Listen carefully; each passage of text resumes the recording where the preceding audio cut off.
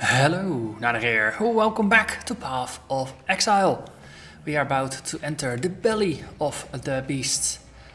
But first I will draw your attention to this little cute flock of Inuit totems. They tagged on to us after we defeated Calm, so I think we just have to do the responsible thing and guide them safely through the rest of the game. See if we can find a nice spot for them. So let's defeat a Malachi. The way to a god's heart is through his guts. Another thing that you might have noticed has changed a little bit is our skill layout. And that is because after the last episode, of course, we unlocked a couple of skill gems, because after you defeat the Reso and Calm, you can buy new skill gems in town. So we have an increased... Wait, this is new. So we have an increased AoE on our Shockwave Totem. I decided that adding an increased AoE to the Shockwave Totem was probably better than sacrificing the increased burning damage from our Righteous Fire to increase that AoE. So once we get a 5 link, we're gonna increase the AoE on our Righteous Fire. Until then, it's just gonna remain the way it is, because Righteous Fire, currently we're using it mostly just to deal with single targets that are really strong. And we want to keep the damage really high for that. So in addition to that, our cast when damage taken setup is now actually up and running. Because the cast when damage taken doesn't come into play until you solve this particular puzzle. And it is now linked with Immortal Call, no surprise there. Increased duration, again, no surprise there. And summon skeletons. I believe I did mention this in the previous episode. It's it seems very useful. Okay, so Weeping Essence of Doubt. I don't remember Doubt, but I did get a Remnant of Corruption while doing my warm-up. So let's apply it and see if they instantly pop or if we get something interesting going on. Wailing Essence of Loathing.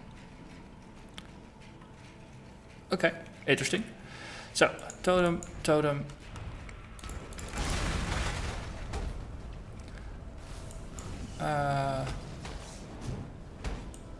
You. So dealing with the more mobile mobs, especially if they're bosses, is interesting. So this works better. Just Searing Bond. It works very well with mobile mobs, and it's something I keep forgetting. I will try to remember it, but I keep trying to forget it. Let's see, Wailing Essence of Loathing. So this is level 75, that's even one step higher than what we currently have, so we actually increased this level, didn't we? Increased critical chance, with less mana reserved in the helmet, that's interesting. Chance to block, chance to dodge, increased crits, increased stun duration. So this is an interesting utility essence. Let's see what we got over here. But I actually have to head back to the previous room because there was another essence next door. We don't want to overlook it. Ooh, fractured. I approve. Just more kills in a small time span. Yeah.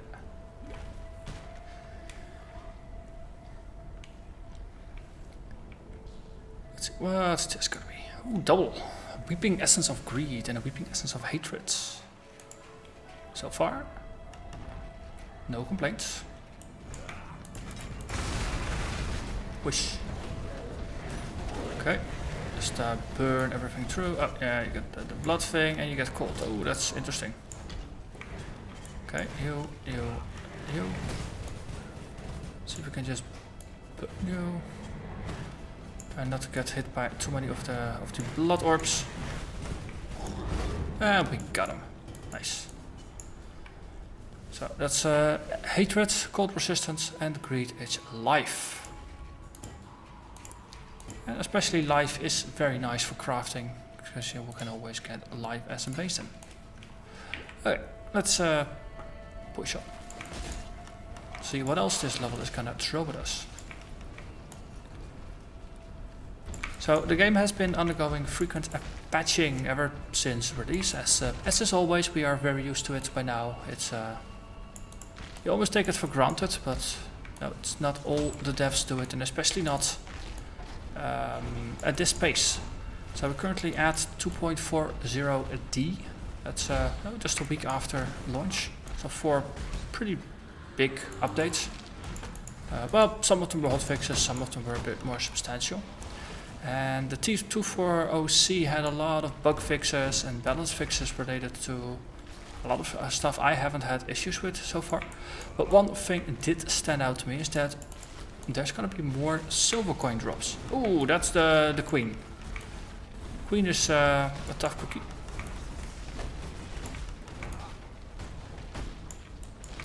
But on the other hand, we are no slouch either. Here. Believe we got her. Yes, we get. So Queen didn't feel as threatening this time. But as I was saying, silver coin drops are gonna go up, so we might actually run a couple of prophecies once we get some coins. At least it's promising that was in the patch notes. Similarly to the Sexton's buff for maps, that more of them are dropping. Apparently the devs were not quite happy with the low drop of coins here either.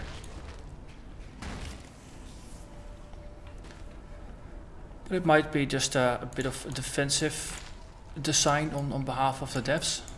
Since, well, the Path of Exile community is slightly known for trying to exploit the hell out of everything they can. And if in the past the devs have most certainly underestimated just how willing people were to farm things, or how efficient the community got at gathering certain items. So it might be that the devs were just really cautious in at first.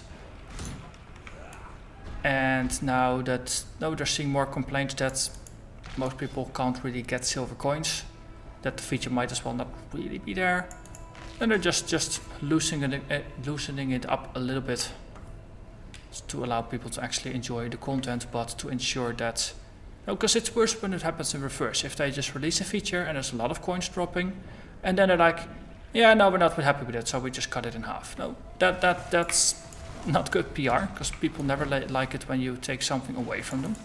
But in this case, now you get some complaining. They increase the drop rate. Everybody's happy that they've actually fixed the problem. So, from a just community management perspective, this seems like a decent way to approach it. And for all we know, the devs might actually have thought that, based on usage patterns, data they've observed, things like that, that the old rates, or the rates at launch of Atlas of Worlds, that those rates were actually pretty good. And then people just didn't farm as hard as they had anticipated. That's also possible.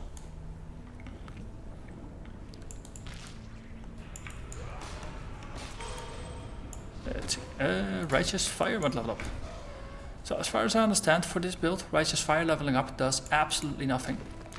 Because it increases the spell damage that we don't actually use. Because all of our spells are being cast by the totems, and spell damage doesn't really affect that. At least I haven't observed any noticeable changes in the damage output of our other totems, like 1395. Okay, put this one out. It's not gonna go up, so. And the same here, I think. 90 to 167 physical. It didn't go down. So. We'll just. No, I'll level it out of habit. But yeah, it's not really doing a lot for us. If you're self-cast Righteous Fire, of course, then you're gonna get a pretty massive spell damage bonus out of it. In exchange for literally setting yourself on fire. I guess that's fair that you get something in return.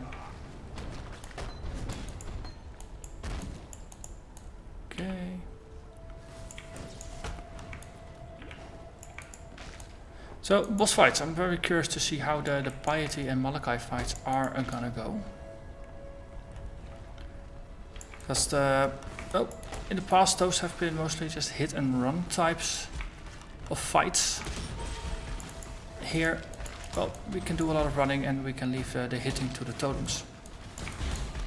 So, curious to see how that balance is gonna work out, or if the totems are just gonna get annihilated pretty quickly. Especially, of course, by Piety's laser beam.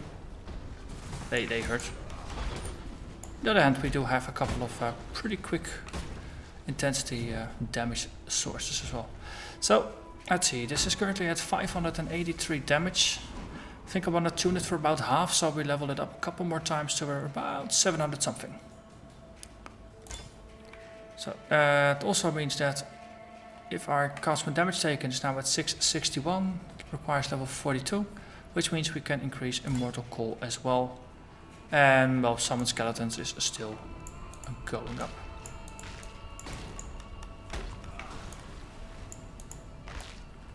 Port scroll.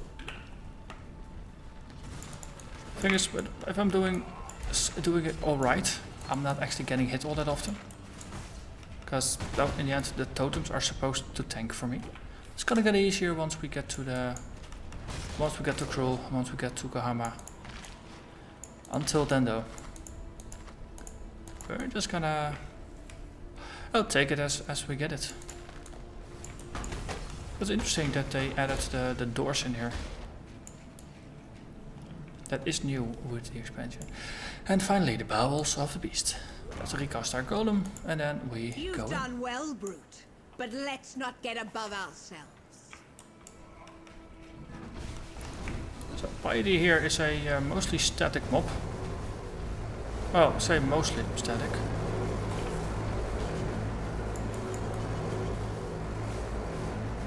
Cool.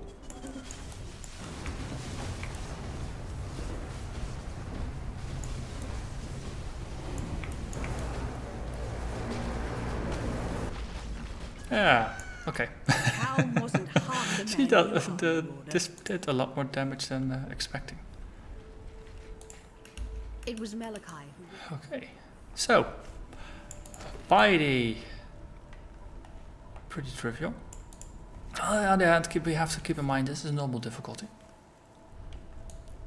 It is bound to be more difficult or Piety, cruel and merciless. betray me, and I will have your head.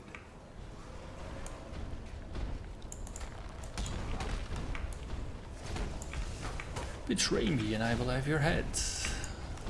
Yeah. Marauder sounds like a very serious kind of person. Very much into people honoring their word and things like that. That's what you would expect from a noble warrior. Let's see. 30%. Wait, that's the next tier. Yes, please. And a regal. That's always nice. Also, I think Piety killed a golem. So, waypoint. Piety. Okay, let's go to town, empty our pockets. And then time for the Godless Tree. Also known as Malachai's 3 Little Helpers. So, we go down again. So, we go up first, because there's only one boss there. That's always makes it easy to start with. Whoosh. I wonder if the doors are meant to slow people down or something. So if you're just blitzing this through at like 1 screen per second, then having to stand still for 2 seconds in order to actually open the door and maybe tank the monsters a little bit while you do that might be enough to break things up. Or maybe it's just a means to separate rooms and give you more of a close encounter. I'm not quite sure what the design thinking is behind it. Oh, Theodore. Chevron of Umbra. Hello, lady with the candles. Are simply gorgeous. Okay, we'll just think like this. Here. We'll just, as always, just keep you. I don't want to be near the books. See, books are dangerous. That's why warriors don't read. Books try to kill you. Books are the real enemy. The ancestors demand it. Not quite sure about that, but it was fun. Whoosh.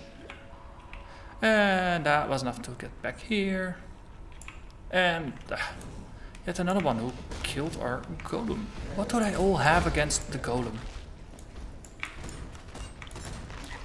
Not just like in Grim Dawn, being a journeyman is really not a good idea. I think in Path of Exile, being a golem is a really bad choice of career. They die a lot.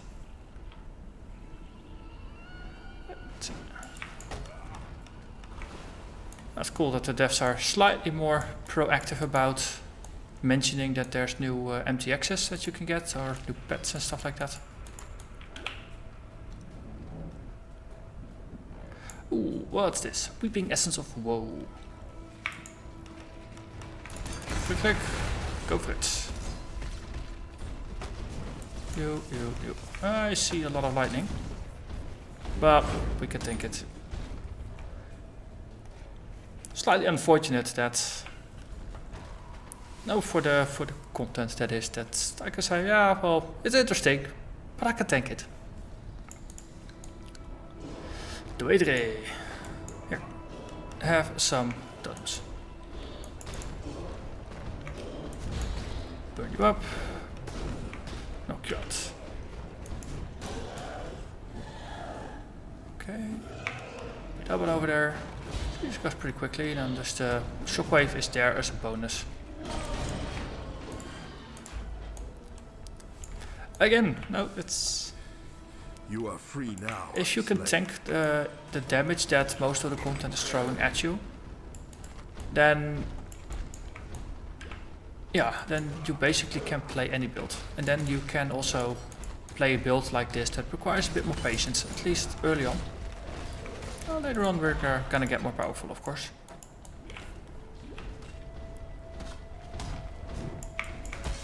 Well, if he wanted to remain very, very powerful, we could have just stuck with the Flame Totem. No, a lot of builds, endgame builds, just recommend leveling as Flame Totem because it doesn't really require a lot of investment, and it's pretty darn efficient in terms of damage output and just how it scales. But no, I always prefer to switch into my build as soon as possible rather than playing one build to like level 60 and then switching to something else. I'd rather play the level 60 build at like half efficiency, but at least trying to play with it, to learn the playstyle and adapt to it and gain a good appreciation of all the power increase you will get later on. Let's see, there was a yellow in here. Not quite sure where anymore. At some point something is gonna die and then they're all dead. I think they're trying to explode mines below my feet though. Sneaky totems.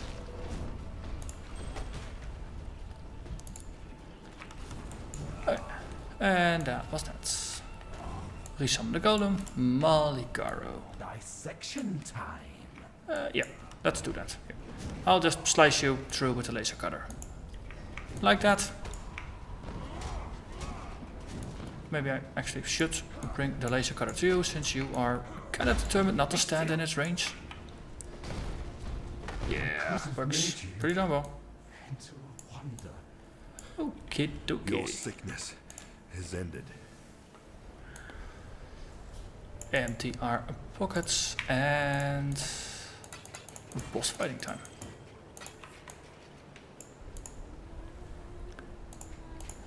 Into the harvest we go. Piety, here. We have someone who was willing to make organ donations. In this moment, you and I will create the most beautiful of nightmares together. Creation, out of the realm of the gods, is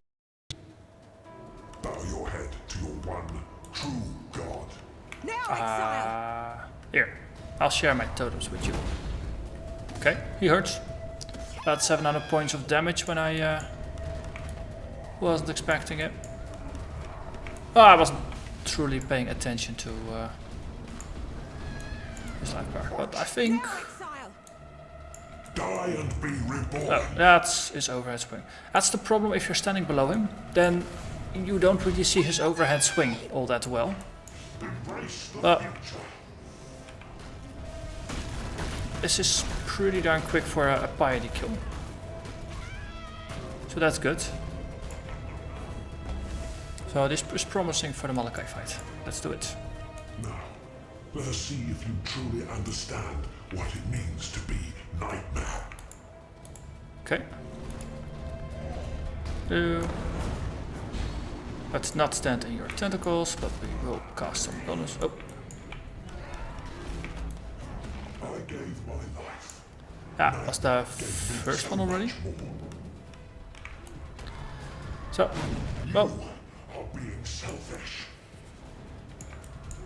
this fight, of course, he doesn't move all that much. And before in the fight, he and Piety didn't move much either. So something like a Righteous Fire Totem, which is stationary but does output a lot of damage, it does favor us. Let's resummon the golem. Accept the gift of immortality. Okay, that one we sliced through again. Oh, we took some damage there. 1, 2, 3, and I'm standing on top of a mine. Well, what I did learn of the merciless fight is that sometimes you do intensely want to pop the mines just to clear them so that you don't accidentally trigger them when you are trying to get away from something that's more scary than the mines in a situation where your life is low. So high life is good for just popping the mines.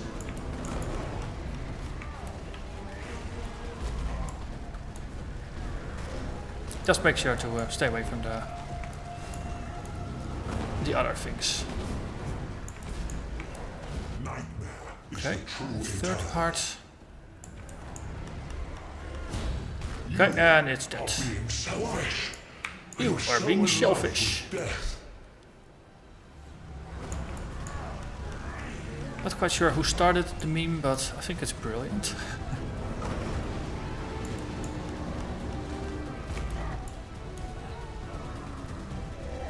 Okay, ew. I recast all the things, and then he will of course flee. Well, he's dead. Yay. And that's his summoner gun, just because. So there you have it, Malachi. The Nightmare. Well, Nightmare, especially Eternal Nightmare. Do you hear me? Yeah, not quite sure. Your slaves are dead. And your I think the Eternal part is overrated.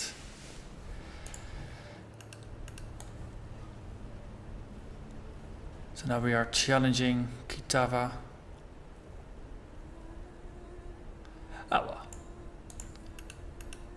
So, and then we have defeated it. Let's unlock the waypoint and walk to town. Here, whoosh. So how are we in The terms dead of should remember their survivability? place. Pretty decent shape. Chaos is negative, S is not unexpected. With the exception of lightning being at only, quote unquote, only 71, we are maxed out on resist already. The upside of all the good gear we are essence crafting. Now if you basically craft a rare item every area, because you on average get an essence every area, then you're just bound to end up with on average better gear because you have way more opportunities to upgrade your gear, especially because you can choose what you upgrade and with which modifiers. So another level up, and we're just gonna move over to the side. So over here, up there, and then we refund the path over there. Just to streamline things a bit. I know technically, you're not, quote unquote, supposed to clear the Twilight Strand, but it's fun to do for now. I wonder if essence mobs are gonna spawn here, starting from Cruel. On normal, of course, they won't, because this is, well, the newbie zone. Just like you wouldn't want to have a horrendous encounter here. Essence encounter is probably a bit too much as well. So, yes, again, it's a boss that's pretty stationary.